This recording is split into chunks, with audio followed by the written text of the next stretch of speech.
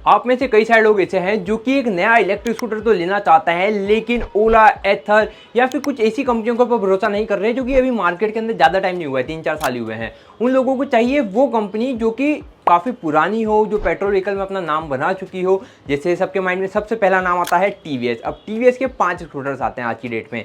अभी टीवीएस के अगर बात की जाए रेंज के हिसाब से कि आपको अगर रेंज 100 किलोमीटर के आसपास चाहिए, तो आपके सामने टीवीएस के 3 ऑप्शन अवेलेबल है। अब 3 ऑप्शन है तो कन्फ्यूजन भी बनता ही है कि तीनों में से कौन सा लिया जाए, क्योंकि तीनों की प्राइसिंग में जो है 10,000 रुपये का डिफरेंस है। वो नहीं होता कि अपन एक नया मार्केट में मोबाइल लेने जाते हैं तो हर 2,000 या 3,000 रुपये का ऐड करते हो तो आपको कुछ नए फीचर देखने को मिल जाता है। वैसे ही टीवीएस iQube ने भी किया, सेम परफॉर्मेंस वाले 3 स्कूटर लॉन्च कर दिए हैं और तीनों के अंदर ही ऑलमोस्ट सारी चीजें सिमिलर है। कुछ कुछ डिफरेंसेस जो है वो हमको देखने को मिलते हैं और प्राइसिंग जो है वो 10,000 रुपये बढ़ती जाती है। तो आज हम बात करने वाले हैं TVS iQube 3.4 kilowatt battery pack, TVS iQube S जो कि 3.4 किलोवाट बैटरी पैक के साथ ही आता है, और TVS iQube ST 3.4 kilowatt battery pack के बारे में। तीनों के बारे में आपको कंपैरिजन करके बताने वाला हूं। तीनों में से आपको कौन सा लेना चाहिए वो भी मैं आपको आज के इस वीडियो में बताने वाला हूं। सबसे पहले अपन बात करते हैं सिमिलरिटीज की, और उससे भी पहले लुक्स की बात कर लेते हैं। टीवीएस iQube का जो लुक है वो थोड़ा सा डिफरेंट देखने को मिलता है टीवीएस iQube S और ST से, क्योंकि यहाँ पे आपको मास्क जो है वो थोड़ा छोटा देखने को मिलेगा और टीवीएस iQube S और ST के अंदर मास्क है वो थोड़ा सा बड़ा देखने को मिलेगा। बाकी ऑलमोस्ट सारी चीजें सिमिलर ही है, क्योंकि फ्लैट फुटबोर्ड है वो सिमिलर है, बूट स्पेस जो है 32 लीटर का मिलता है वो सिमिलर है, 2 हेलमेट आ जाते हैं उसमें, बट हाँ फुल फेस हेलमेट नहीं आएंगे। बाकी वही ग्रैब हैंडल देखने को मिल जाता है, तो ऑलमोस्ट सारी चीजें सिमिलर ही है। लुक के मामले में भी फ्रंट में टेलीस्कोपिक फॉग देखने को मिल जाता है, रियर में ड्यूल सस्पेंशन देखने को मिल जाते हैं। अभी टेलीस्कोपिक फॉग और सस्पेंशन में डिफरेंसेस है वो तो आगे बात करने वाले हैं, अभी हम सिमिलरिटीज की बात कर रहे हैं।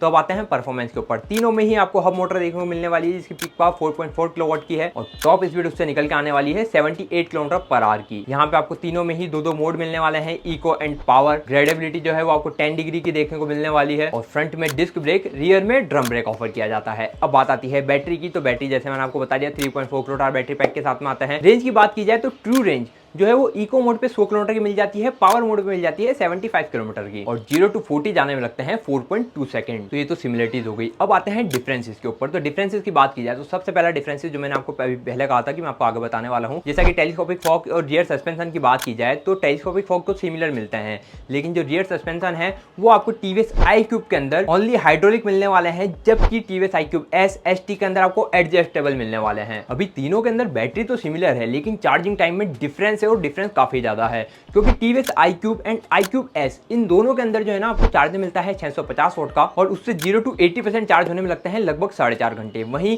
टीवीएस iQube ST इसके अंदर आपको जो चार्जर मिलता है वो मिलता है 950 वोल्ट का, और इसको 0 to 80% चार्ज होने में लगते हैं सिर्फ 3 घंटे। फिर बात आ जाती है इंस्ट्रूमेंटल क्लस्टर की, तो टीवीएस iQube के अंदर आपको 5 इंच का TFT डिस्प्ले मिलता है, नॉन टच डिस्प्ले मिलता है, जिसको अगर आपको कंट्रोल करना है तो मोबाइल एप्लीकेशन के थ्रू ही कंट्रोल होगा, और कॉल एक्सेप्ट रिजेक्ट का ऑप्शन नहीं होगा। सिर्फ आपको डिस्प्ले पे दिखेगा कि कॉल आ रहा है या फिर कोई मैसेज आ रहा है या फिर कुछ भी नोटिफिकेशन है तो वहां पे आपको देखने को मिलेगा। बाकी टर्न बाय टर्न नेविगेशन आपको इसमें देखने को मिल जाएंगे, वो मोबाइल एप्लीकेशन के थ्रू होंगे। वहीं टीवीएस iQube S और ST की बात की जाए तो टीवीएस iQube S के अंदर आपको टच डिस्प्ले नहीं देखने को मिलेगा, लेकिन सारे स्मार्ट फंक्शन देखने को मिलेंगे, मोबाइल के थ्रू भी ऑपरेट कर सकते हो। वहीं साथ में आपको एक जॉयस्टिक भी देखने को मिल जाती है, उसके थ्रू भी आप इसको कंट्रोल कर सकते हो। बात की जाए टीवीएस iQube S के अंदर तो मोबाइल एप्लीकेशन की फंक्शनलिटी भी मिल जाती है, टच डिस्प्ले भी मिल जाता है, जॉयस्टिक भी देखने को मिल जाती है। तो ये सिमिलरिटीज हो गई, डिफरेंसेस हो गए। अब आता है देखो प्राइसिंग के ऊपर। तो TVS iQube 3.4 kilowatt battery pack ex showroom price approximately 1,36,000 रुपये रहता है।